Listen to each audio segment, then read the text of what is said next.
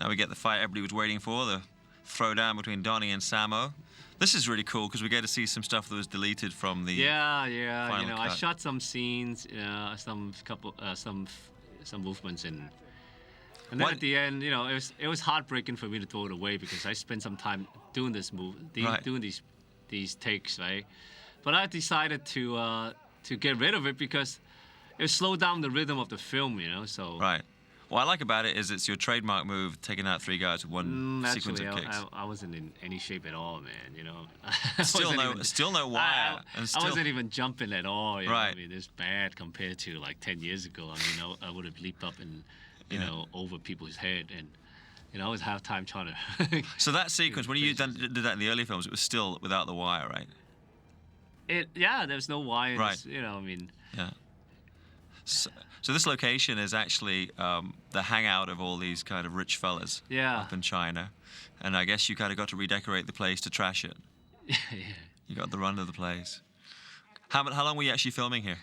Oh, we spent a good 9 days there because, this is one move that we use the wire because, it's impossible for us to throw the heavy bag of money, onto that spot every single time.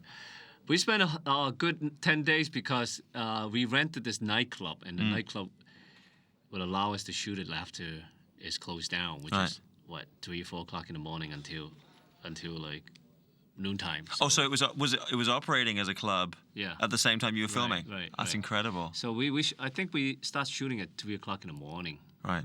That was going to be a CG shot. It was one of the smart CG shots I've seen in recent years is where the knife comes in. Yeah. And I didn't know it was CG till I saw it 2 or 3 times. Well, I think nowadays people just abuse CGI and doesn't understand the CGI is to enhance the drama, not to overtake the priority. This is such a great setting, and this is the fight everybody's waiting like 20 years to see. Donnie versus Sammo. It's very difficult to come up with a scene because first of all, Sammo's a legend, and I'm a big fan of him. Yeah. I grew up watching him and Jackie and Bruce Lee, those good old days, right? And for me to come up with a scene like that, and I really have to juggle between capturing the Sammo Hung style at the same time, maintaining my Donnie Yen style. Right. And I have so much respect for Sammo, but at the same time, I have to tell myself not to hold back because he's an older veteran and he had a lot of injuries, so I understand he can't really move as it used to be, right? Well, you make it. I mean, everybody who commented on the film commented on 2 things. Was, of course, you look great doing your action, which we know about, but also that you made him look as good as he's looked in years. Well, that was the hardest thing, I mean, Sammo had a lot of injuries, I mean, he couldn't even turn or do a spinning wheel kick, So that had a difficulty in trying to work with that, but. Yeah. At the same time, I want to inject some new elements into these fightings, Well, the great thing about Sammo is because of who he is, the audience believe his character can pull off these moves. So if it was just another big guy, it wouldn't work because it's Sammo. It's Sammo. And I remember the end of the trailer. The first trailer was you guys squaring off, and everybody was the best ending I've ever seen of a Hong Kong trailer. Everybody was like, "We want to see it." So this is you going through. The opening movements. Yeah, just like the other scene, I already have a concept and coming up, and the whole flow of the hand-to-hand combat with Sammo, The guy in the background there is Kenji Tanigaki, who's your right-hand man through many projects. That's right. He's become something of a legend himself in Japan. Yeah. He's doing well in Japan. Yeah, Japanese stunt. Now he's an direct action actually, and he played one of the vampire in Blade 2. That's right. He went to Blade 2 and worked with me in Blade 2, and I got him a part. And he actually wrote a book about his experiences working as a stunt guy. And so you would come in and shoot when this nightclub was not being used as a nightclub, right? And then clean up. That's incredible. I figured you guys had the run of the place day and night. No. I wish we did. Yeah. It's like 3 hours drive up from Hong Kong. So you were staying there, I'm guessing you were staying there for the full 10 days. Yeah. Sure. So, I mean, just ask you a question because you're not. I know you're not really intimidated by many people. Were you kind of at all worried about accidentally hitting Samo? Or? Yeah, I was. I can kind of see it on your face. Yeah, I was. I was really. Because he's Dago. Yeah, I have. Yeah, we have a lot of respect in the circle of in martial art filmmaking. I mean, he's always been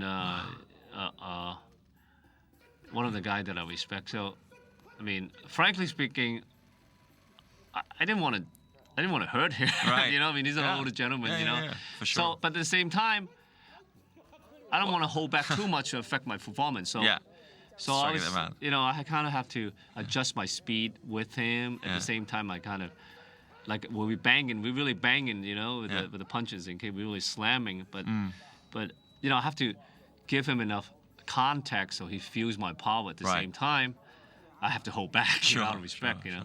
So you guys never worked together in any capacity over the years. Never. So the first time. Always wanted to work with him. Yeah. Always wanted to work with him. Yeah.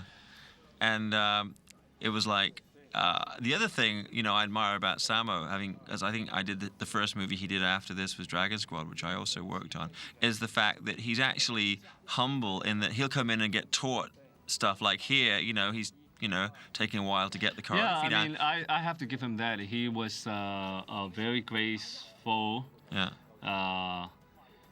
And gracious. Yes. About being a professional actor, and he being taught by somebody else. Right, and he gave me the full trust in these combinations. Yeah, because in America, these action heroes come in. If they can't get it down, they change the action director or they change the action. Right. They don't do what Samo's doing, which is I'm gonna keep working it till I get it right. Yeah. But he's the ultimate professional. He was very professional. Yeah. But at the same time, I try to work with whatever he wanted to. I said, Samo, I mean, if you're not comfortable with this, just change a couple of things. Yeah.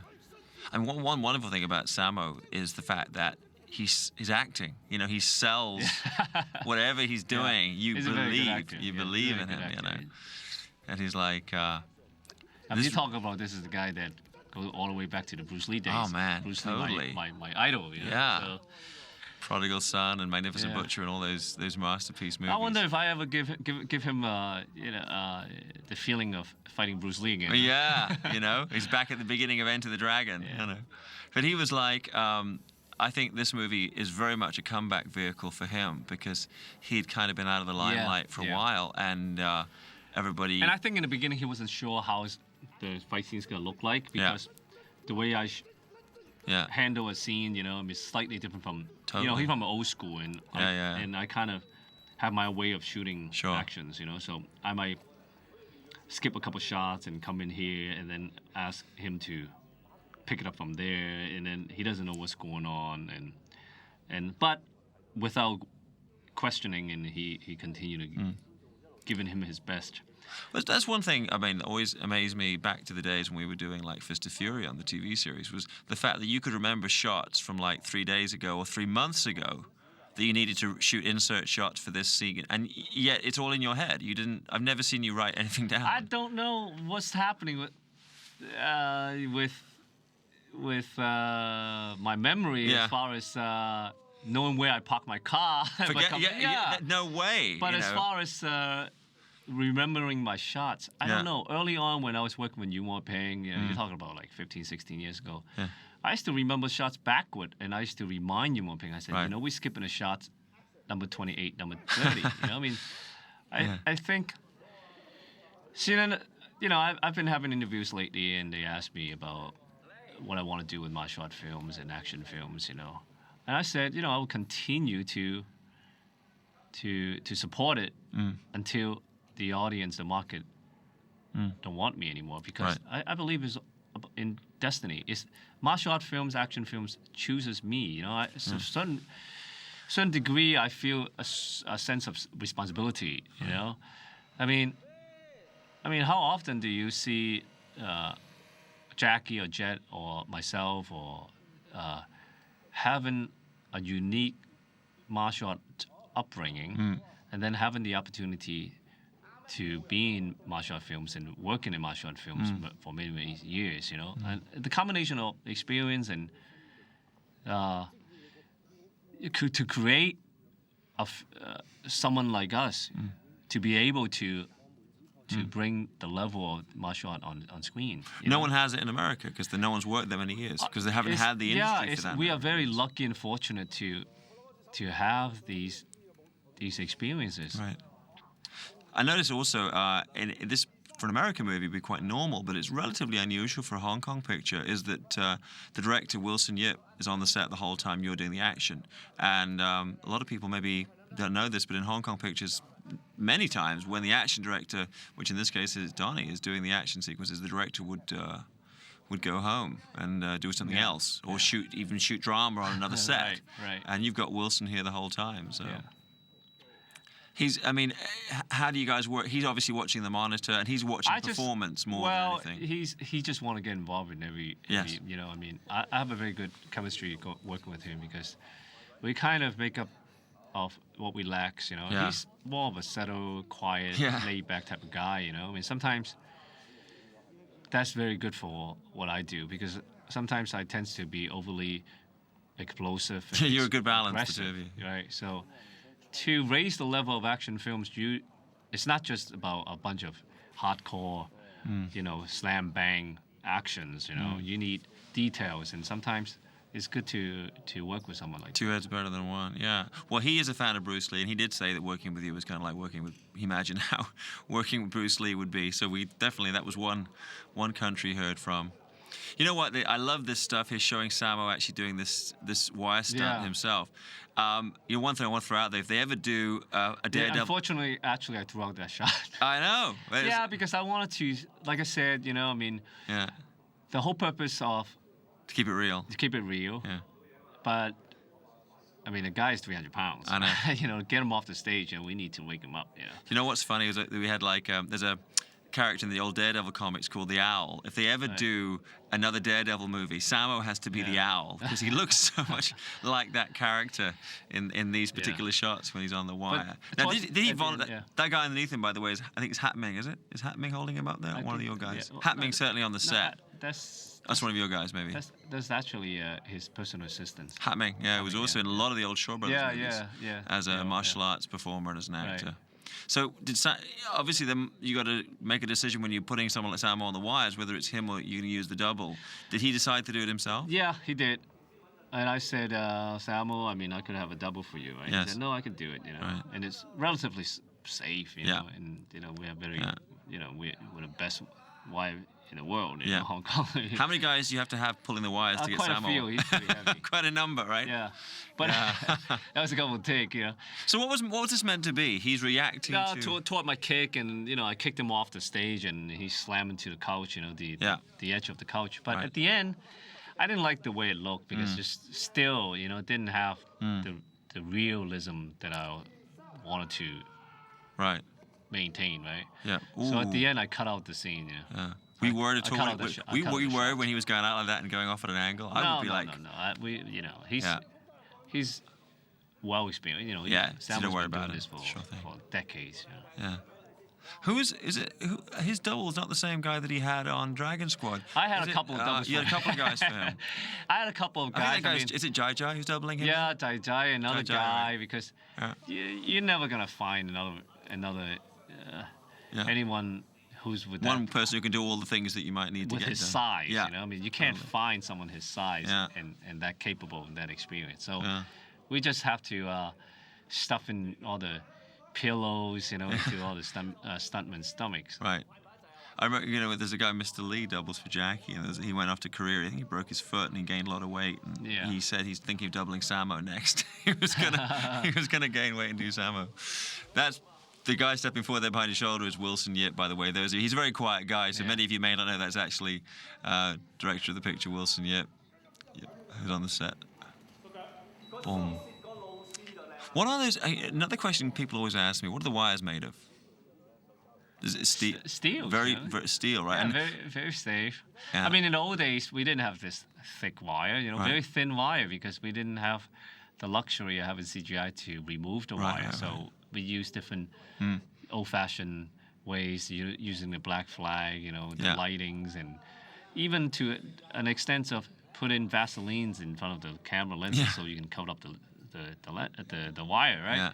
And nowadays we can it's very safe nowadays. You know, I mean, it's just. And these wires, especially, they're custom built for the film industry.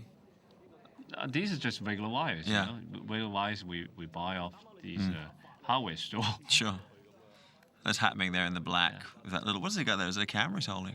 Is he shooting some stuff? No, that's a fan. Fan. Oh, I was like, what is that? Yeah, it's a fan. It's a fan keeping Samo cool between shots. So when you guys, I mean, between shots, did Samo share any stories with you from the glory days? I always ask him about the oldest stories. You know, it's very interesting for me. Yeah. It's funny, you know. Did he talk about Bruce Lee? You know, I don't recall asking about Bruce Lee, because I'm sure every single one in the planet asked him about Bruce Lee. Yeah, you're probably, including me. Probably turned off by that. What I find is he's in the mood, he's on the set, he'll tell you what he wants to tell you, and he'll talk about the experiences he's had in filmmaking over the years. So this is actually working out what the next sequence is going to be. Who are you guys talking to? I don't know. Samo's off frame there, yeah. So and the other thing about Samo, I mean, I admire about this, his costume that looks really cool is actually probably not the most comfortable to move in, because he's wearing the full suit. Right. And what have you. He's got the loose shirt and everything on. I know you stay in pretty good shape, but you look like you're really pumped up for this. You worked out for this, especially for this sequence. I try to keep myself in shape throughout the years, you know. Yeah. How much do you between like kind of weights and cardio? Do you ever do martial art training now? Is just weights? There's and cardio? not as much as I would like to. I mean, I want to get back, but it's very hard. You know, I mean, we're full-time filmmakers. You know, that's what as you can see, I was incorporating some Brazilian jiu-jitsu in the film, which is, by the way, the very first time in Hong Kong film. I believe anybody. Is the first time in any industry. Yeah. First time to do it properly, you know. Totally. Put in the grappling. Well, you know, I mean, you obviously, you know, one of your students, John Salviti, friend and student who's done this kind of thing. Alex Shum, mutual friend of ours, is under the Gracies. Right. I actually sent this film to Richard Norton, who's under the Machados, who you remember, who's been training for many years, and he was just blown away. He said, it's great to see finally someone do it right. Yeah, you know. But what's interesting is that you came into it and you just kind of like, you never trained. I never trained in it, but because my extensive background in martial arts, you know, I was able to pick it up and I learned a couple of moves here and there. But, you know, just, you know, I'm still exploring and as I'm learning as I'm going along, you know, there's so much for me to learn. And, you know, I wanted to put in new elements in my films anyway, you know. So I said, besides having these legs kicking, you know, kickboxing, you know, I like to go to the ground, you know, so I want to be the first one to do it and shoot it properly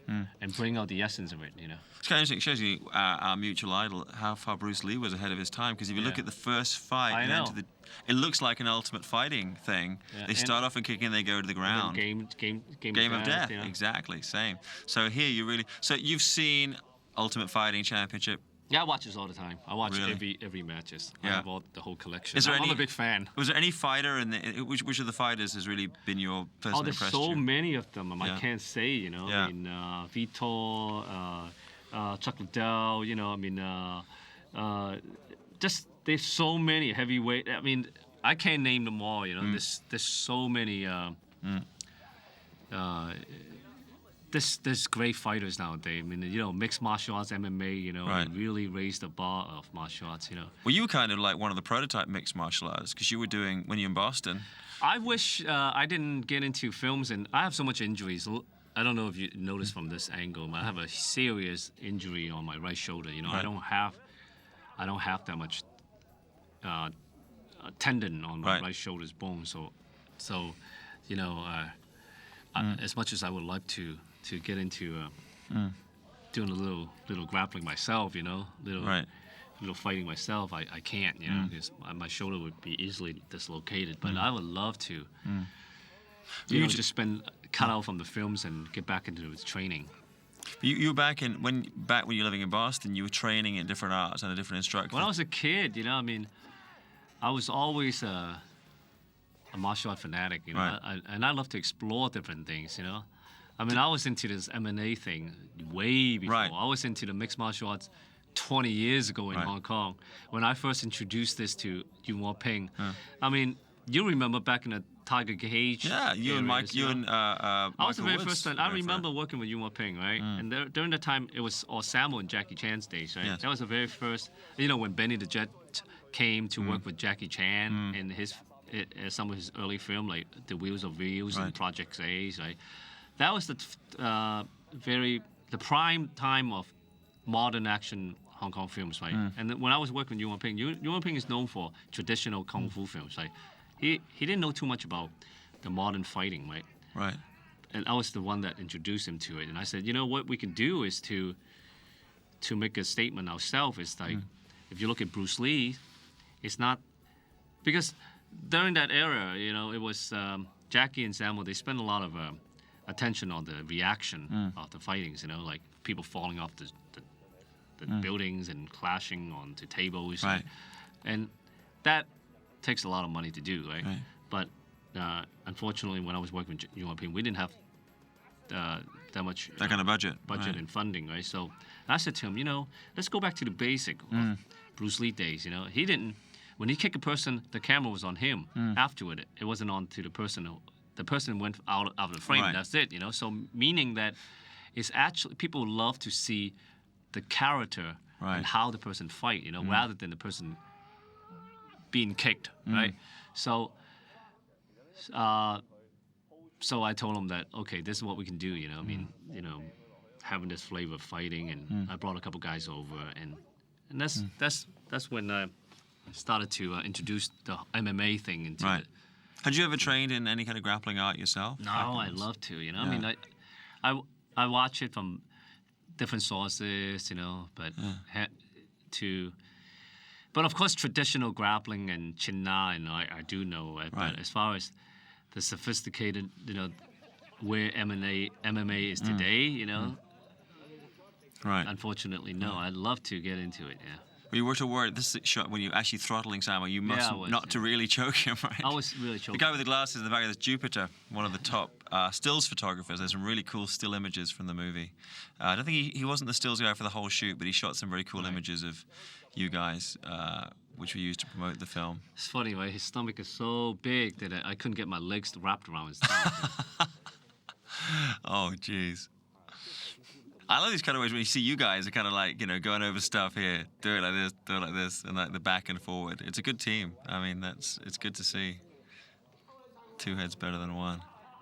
Who's the best? Who do you say now is the best all-round fighter, including like standing game and ground game? Who's fighting today? On film? Let's say in reality first. In reality, so many good fighters. Oh, no one who stands above. Fighting arts today is so sophisticated. Yeah. It's unlike in the old days. Right? In terms of just the conditioning and the shape they have to be in. Conditioning, your techniques, and you got to know your stand-up game, you got to know your ground game. I mean, you got to know it all. Right. It's not just one style. Yeah. Did Wilson? And Wilson's obviously, he hasn't made martial art movies before, but he's trained, I think, or he's got some kind of interest in martial arts. Everyone in Hong Kong grew up with martial art films, so they do know a little bit, watching films. Yeah. So all the stuff that's in here now, like you got the kind of the skeleton head of the ox or whatever it was there, all that stuff's there normally? Or is it props? Yeah, some of them are props. Right. So you mix it and. So they had to every day straighten it all out and make it look. That's right. We have to clean everything. I know the golfing thing in the background. Actually, that pays off on something because later. Here's Simon Yam, one of the other leading players of the movie. And plays because earlier in the movie you saw Simon with golf clubs. Simon's taking I take it he wasn't the DP that day. He was just taking a spin. Taking a spin. He's a very keen photographer, Simon. So I know he's interested in all the cameras and other gadgets. He's in the background of the scene. Now this was the classic shot, when you guys go into this. I'm not overly familiar with Brazilian Jiu-Jitsu. What's this position? Do you know? This is really not a position because it's like. I mean, yes, It's like a start position. I wanted to bring as real as possible at the same time. It is a movie, so we have to dramatize a little bit. So I have to give the audience some sort of pose. Yeah. I think it looks like the starter position from like college wrestling. because I've seen the college wrestling, which was like the earliest thing that was a real competition, not like the fake wrestling. But they would have a start position. I think they start from a position like this. So maybe that's where I thought it was familiar from a real competition. Who's the stuntman in the red shirt? That's Sodong. That's another. He's worked with you a lot. He's the guy who fights Egin, right, in Twins Effect in the alleyway. Right.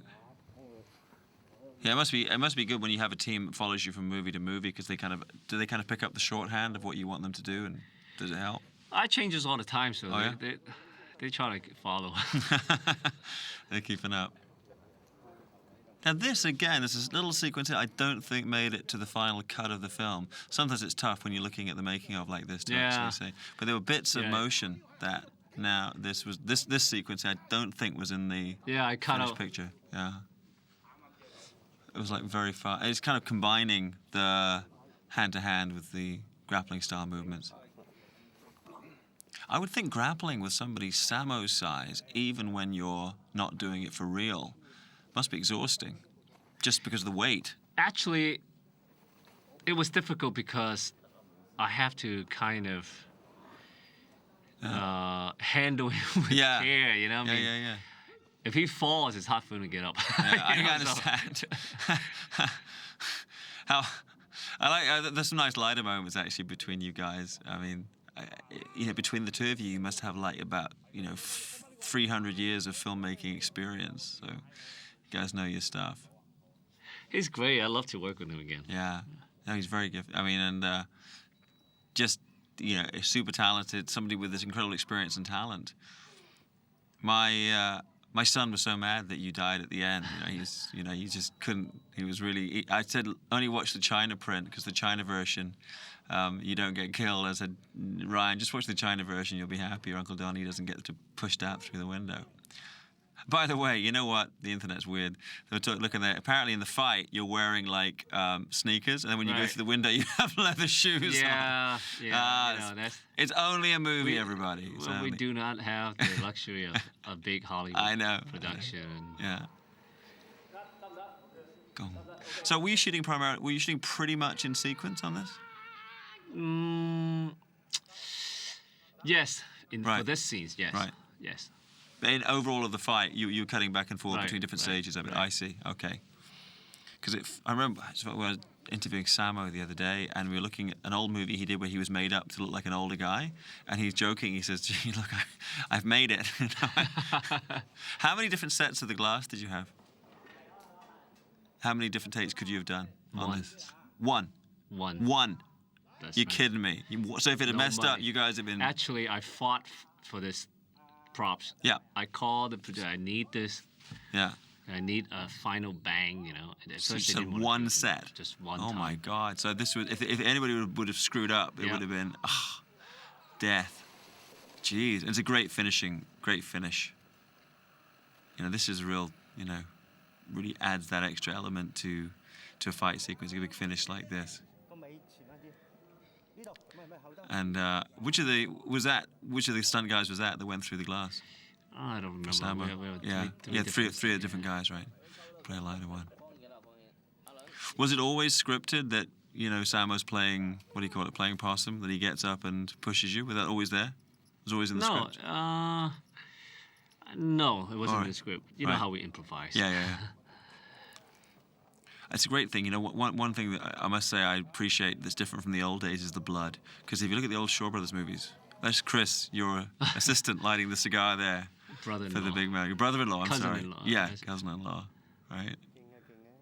Are you smoking cigars still? I didn't see you smoking on the set here. I was too stressed. That's a stressful set. When I'm not in front of the camera, when I'm just directing other actors, I usually... You have a cigar, but I didn't see you smoking this one.